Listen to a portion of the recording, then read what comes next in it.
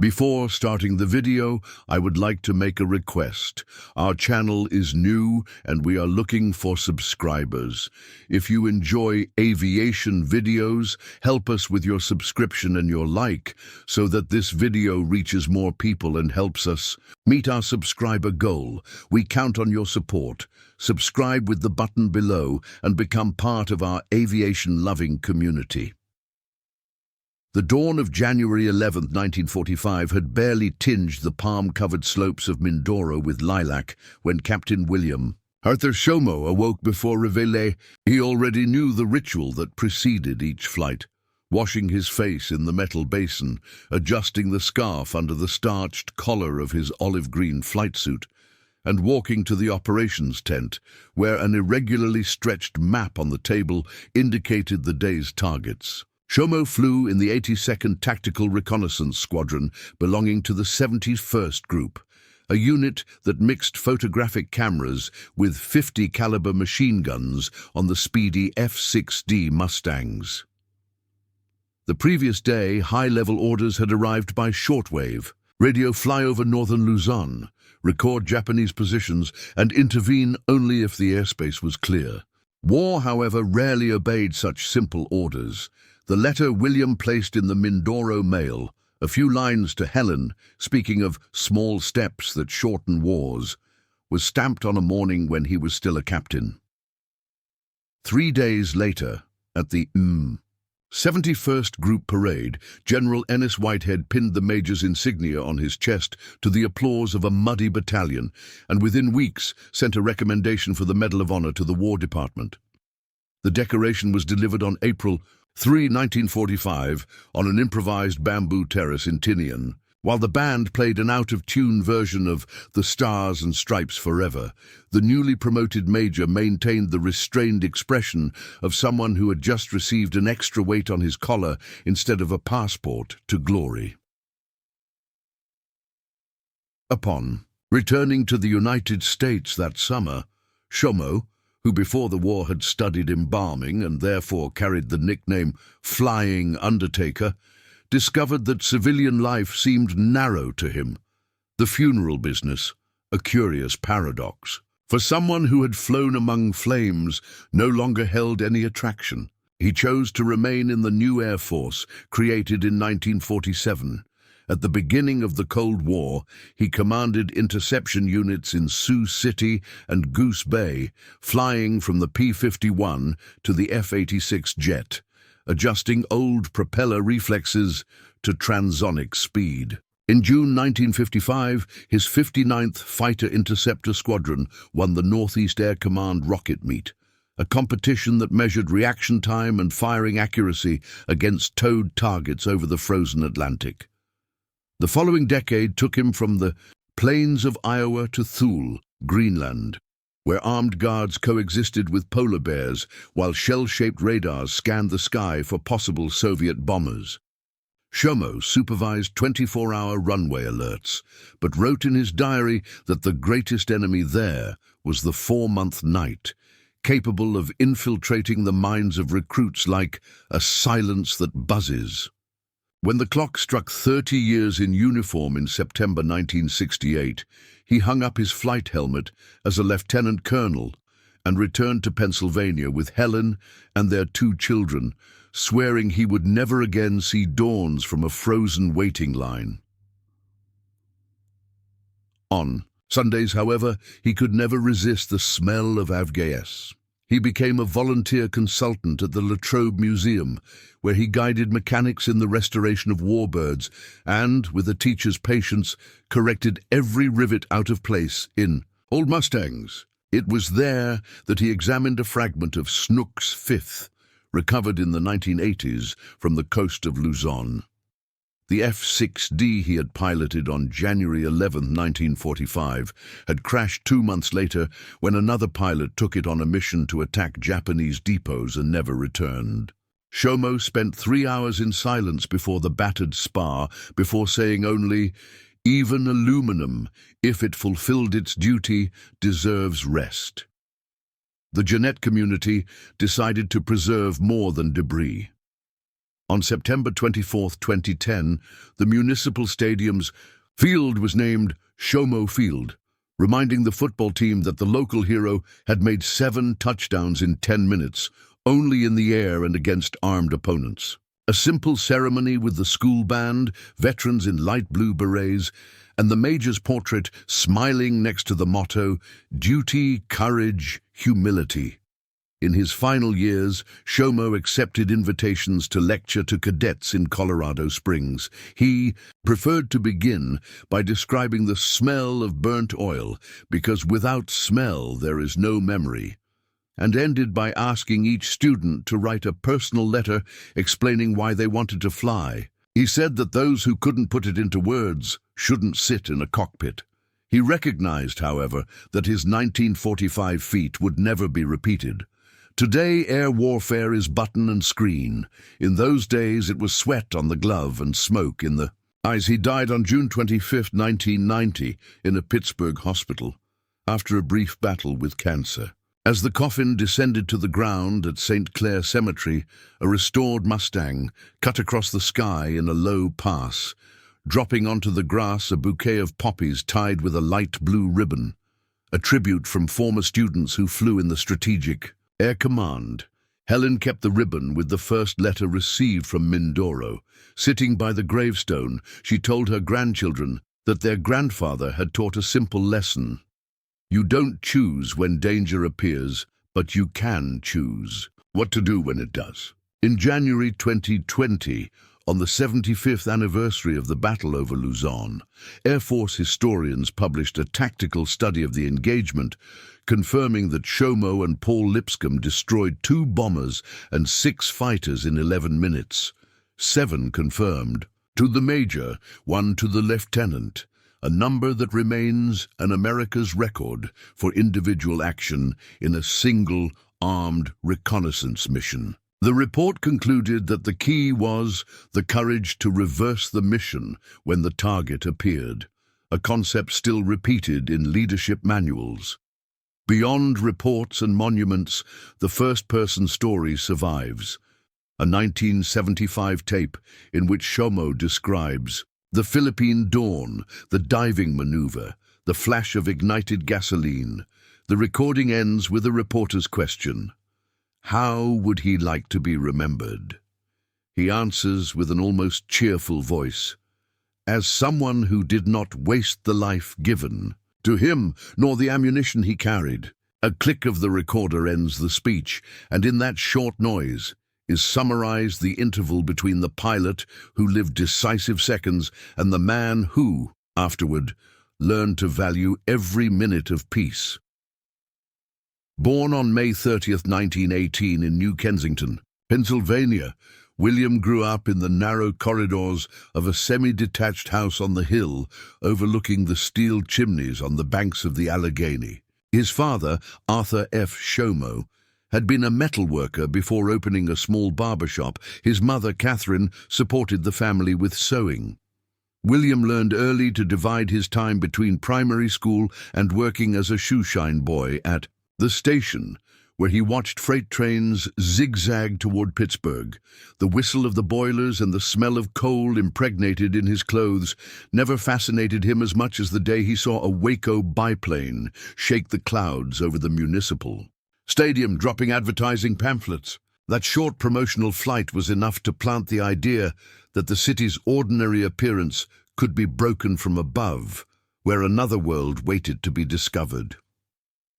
After finishing secondary school in 1936, William attempted an accounting course at Grove City College, although his family's finances barely covered the first semester. In the library, among algebra manuals, he discovered worn editions of Flying Aces magazine, with stories of aviators taking risks that seemed greater than any store balance sheet. The main obstacle was the cost of civilian flight lessons, but the Civilian Pilot Training Act, passed in the United States in 1939, offered university students scholarships that covered 40 hours of instruction. Shomo filled out the application before even consulting his parents. Between May and August of that year, he flew a Piper J-3 Cub at the Butler Flying Club and accumulated the necessary hours for a private license. His excited reports by letter showed a young man determined to exchange ledgers for spars. With the United States' formal entry into the war in December 1941, after Pearl Harbor, the Army Air Force opened its doors to thousands of civilian pilots. In January 1942, Shomo presented himself to the Aviation Board in Pittsburgh, passed the medical exam without seeming impressed by the warning about the dangerous business of fighting among clouds, and was sent to Maxwell Field, Alabama, for cadet training. The pace of basic instruction, flying Stearman PT-17, evolved to the advanced AT-6 Texan in Texas, where the humid heat of the plane stuck the flight suit to the body. He received his pilot wings in December 1942 and was commissioned as a second lieutenant. The common expectation among colleagues was to fly heavy bombers in Europe, but Shomo stood out in low-altitude navigation and performed so solidly in aerial photography that he ended up assigned to reconnaissance missions in the Pacific. In the summer of 1944, the military transport route took the 71st Reconnaissance Group from Hawaii to New Guinea, then to Morotai, and finally to the Philippines, where Douglas MacArthur was beginning the promised liberation. Shomo discovered that the islands offered capricious weather conditions, sudden rain showers that appeared without warning, cumulus nimbus clouds rising like mountains, and heat that streamed in rivers of sweat down the mechanics' backs. The F-6D Mustang, derived from the famous P-51D, carried K-24 cameras installed in the rear fuselage, without altering the aerodynamics, capable of reaching 600 kilometers per hour in cruise flight. Each photographer pilot also carried 6 machine guns for self-defense, but the primary function remained filming troop concentrations, railways, and ships. In the early morning of January 11th, a sergeant handed Shomo the weather report. Moderate. Visibility ceiling above 5,000 feet, winds from the northeast. Alongside wingman Paul Lipscomb, he received instructions to fly over Apari in the extreme north of Luzon, record Japanese airfields, and return in less than 2 hours. The schedule was rigid, as the limited fuel of the Mustangs left little margin for deviations. Even so, Shomo asked for the external tanks to be refilled to the limit and confirmed the operation of the cameras. He had learned in months of combat that each extra minute in the air could mean vital images or, in less fortunate cases, encountering enemy fighters that still resisted. Takeoff occurred at 09:45. The smell of aviation gasoline mixed with the smoke from fires in neighboring plantations. As soon as the landing gear retracted, Shomo felt the usual relief. Up there, the noise of the world was reduced to the roar of the Packard Merlin of 1,500 horsepower. Honoring the tradition of naming aircraft, he had painted Snooks, Re on the left hood, in honor of his wife Helen Snooks Bash, whom he had married weeks before departing. They headed northwest, climbing to 10,000 feet, crossed the Gulf of Lingayen, and advanced over jungle-covered mountain ranges. Communication between the two aircraft was limited to short phrases over the VHF radio, as there was always the risk that enemy stations would intercept the frequency. About 50 minutes after takeoff, near Vigan, Lipscomb noticed silver and black spots swaying against the eastern horizon. Initially, they looked like medium-sized bombers, possibly Mitsubishi Ki-49s escorted by Ki-61 fighters. Shomo counted through the optical sight at least 2 twin-engine bombers and half a dozen single-engine escorts, with 2 Mustangs alone. Against a number 4 times greater, the engagement rule would recommend lowering altitude, photographing from a distance, and avoiding confrontation. But Shomo assessed that the formation was flying at ideal altitudes and speeds for a surprise attack, and above all, understood that Japanese bombers, if they reached Philippine targets, would result in civilian and military casualties that could not be ignored. He pulled the control stick, converted altitude into speed, and shouted into the intercom, "Stay with me, Paul. We're going in from behind." The first pass was made from top to bottom, with a slight dive that doubled the kinetic energy. Shomo aligned the reticle on the bomber to the right, pressed the triggers, and felt the aircraft vibrate as pounds of ammunition tore through the wings of the Kai-49. The Japanese left engine caught fire immediately. Reddish debris sprayed in. The air trail and the enemy aircraft spiraled down until it disappeared into the clouds. Absorbed, he climbed again, making a hammerhead turn to fall behind a second twin engine. Again, concentrated bursts along the fuselage caused ruptures that spilled oil and fuel in a cascade. In less than 2 minutes, 2 hostile aircraft were burning over the sea. The Japanese escort took precious moments to react. The Kai-61s, designed for agility, didn't have the armor or altitude of the Mustangs and tried to climb to match them. Shomo reversed course in a chandelle to the left, put one of the fighters in the blind spot, and fired briefly until metal debris covered his windshield. Lipscomb, in a coordinated movement, chose another adversary and targeted its tail until he saw it explode. The fight converted into a whirlwind of curves at 9,000 feet, each pilot counting milliseconds to avoid overspeed or stall. Shomo followed another ascending Japanese plane, cut power to maintain position behind it, and machine-gunned it from rudder to engine, a result that caused the Ki-61 to break apart before hitting the jungle below. In just over 10 minutes, the skies of northern Luzon fell into a strange silence, interrupted only by the heavy breathing of 2 Americans on the radio. Combined, the victories amounted to 8 aircraft, 7 credited to Shomo and 1 to Lipscomb, although in the confusion of combat, neither was certain of the exact number. When the last enemy fighter plunged in flames, there was little more than 20 minutes of useful fuel left. The photo cameras had not been activated. The film was still clean, but the pursuit had yielded a military effect superior to any image. The captain decided not to risk it.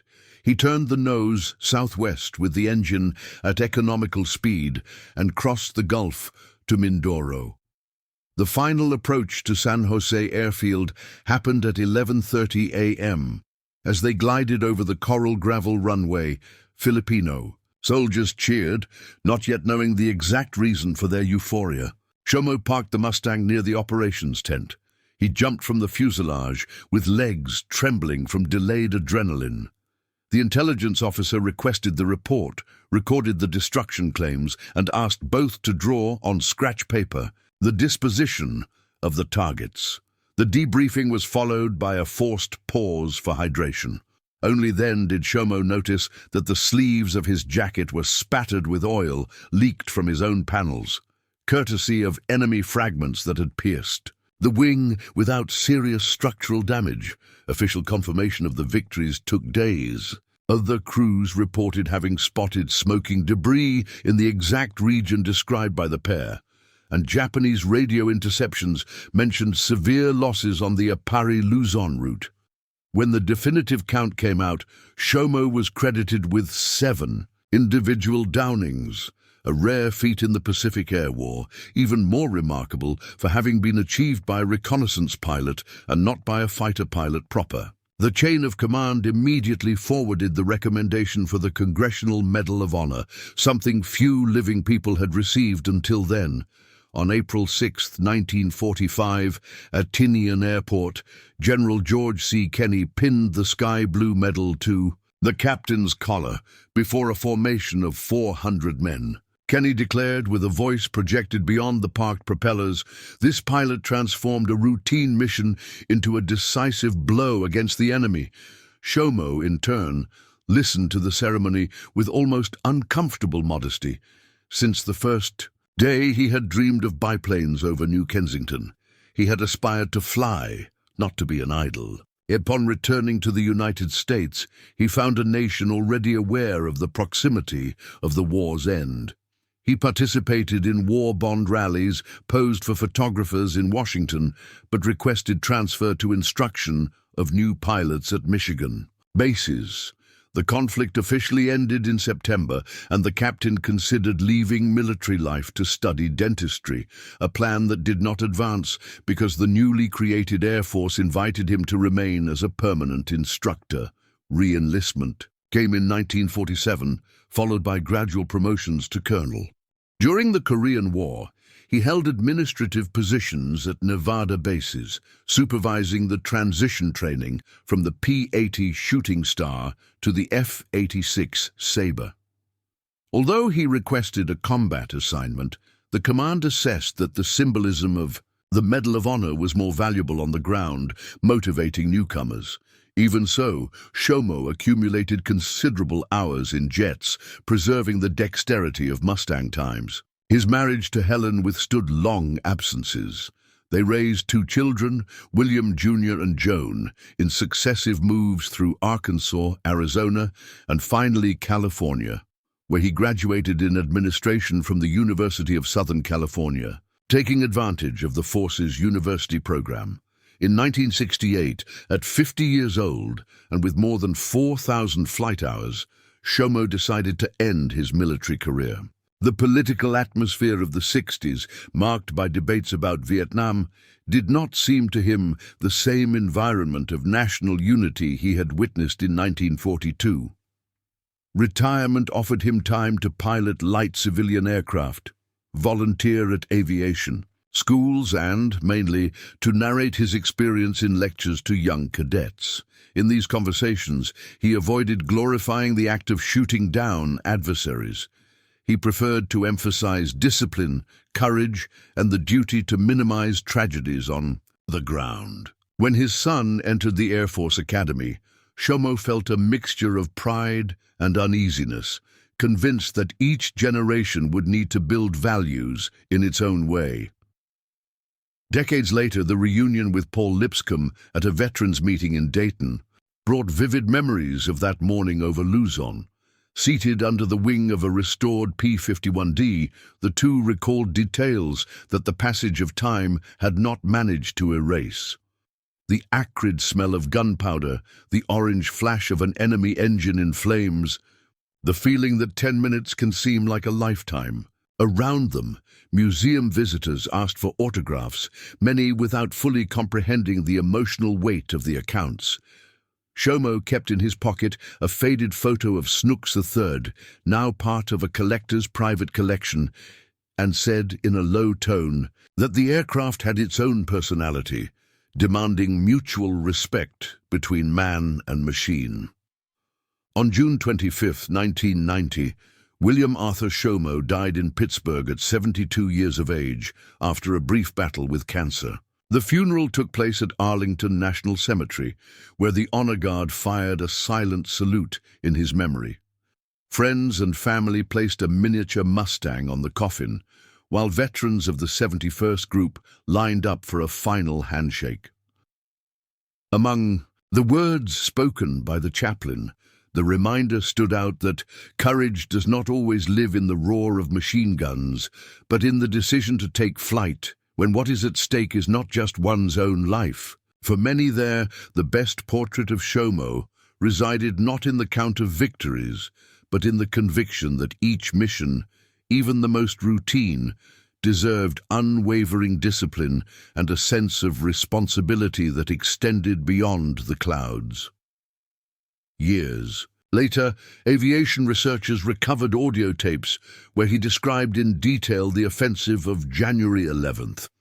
The recording, made in 1975, revealed a serene tone, as if the storyteller no longer carried the weight of having penetrated another's space armed with half-inch bullets. He explained that in the crucial moments he did not think about heroism, only about preventing bombers from unleashing destruction on civilians who were already suffering from occupation. His definition of victory shifted from the act of shooting down planes to the chance of shortening a war that was taking lives daily. This humanized perspective helped new generations to see William Shomo not as a poster hero, but as a professional who applied specific skills in an extraordinarily adverse context. In the hangars of the National Air Force Museum in Ohio, an F-6D similar to the one he piloted now rests, displaying cameras on the fuselage and the insignia of the 82nd Squadron. Tourists pass by and for moments try to imagine what it would be like to pursue 8 enemy aircraft with only one ally. The explanatory panel mentions 7 personal victories and the Medal of Honor, but cannot contain the entire narrative of a young man who traded the industrial haze of Pennsylvania for the tropical skies of the Pacific.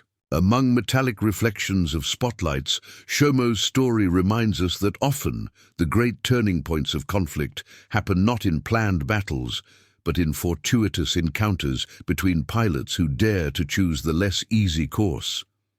To this day, flight instructors cite the mission deviation of January 11 as an example of tactical initiative, quickly assessing energy superiority, solar angle, surprise, and fire discipline. For those seeking glamour in war movies, the final lesson may sound surprising.